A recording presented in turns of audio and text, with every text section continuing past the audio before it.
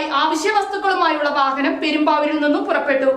Rajeev youth foundation Perumbavoor നിയോജക മണ്ഡലം കമ്മിറ്റിയുടെയും കോൺഗ്രസ് സേവാദൾ പെരുമ്പാവൂർ നിയോജക മണ്ഡലം കമ്മിറ്റിയുടെയും നേതൃത്വത്തിലാണ് സഹായം നൽകുന്നത്.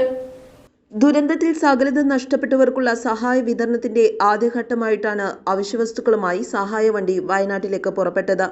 കോൺഗ്രസ് അംഗങ്ങളിലെ 7 പേർ അടങ്ങുന്നവർ ദുരന്ത മേഖലയിലെ രക്ഷാദൌത്യത്തിൽ പങ്കാളികളാകുന്നതിനായാണ് യാത്ര തിരിച്ചത്.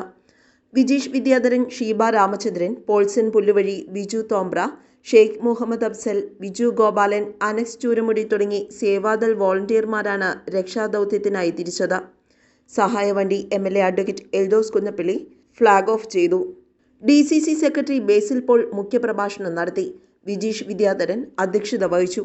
സേവാദൾ ജില്ലാ president Raju Kallumadathil, Rajiv youth foundation മുൻ ചെയർമാൻ ജഫർ റോഡ്രിക്സ്, സേവാദൾ സംസ്ഥാന youth wing chairman Vivek Haridas, സംസ്ഥാന നിർവാഹക സമിതി അംഗം ഭദ്ര പ്രസാദ്, മുടക്കുഴ പഞ്ചായത്ത് പ്രസിഡന്റ് PP അവറാച്ചൻ, കോൺഗ്രസ് മണ്ഡലം പ്രസിഡന്റുമാരായ റിജു കുര്യൻ, സാബു ആന്റണി തുടങ്ങി നിരവധി പേർ സന്നിഹിതരായിരുന്നു.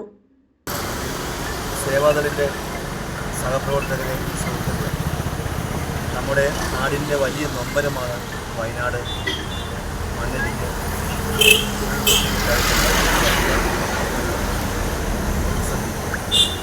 ഒട്ടേറെ ജീവനുകൾ അവിടെ ബാക്കിയുണ്ട്. ഒട്ടേറെ ആളുകൾ മരണപ്പെട്ട് അവരുടെ ഡെഡ് ബോഡി നമുക്ക് സംസ്കരിച്ചു. മണ്ണിനടിയിൽ ഇനിയും ഒരുപാട് പേരുണ്ട് എന്ന് നമുക്കറിയാം. ആ ദുഃഖം നമ്മൾ പങ്കുവയ്ക്കുകയാണ് ചെയ്യുന്നത്.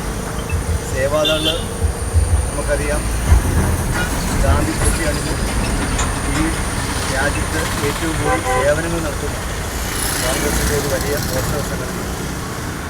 സേവാദൾ തീർച്ചയായും ഈ ദുരന്ത മുഖത്തേക്ക് ഇവിടുത്തെ 6 ആളുകൾ.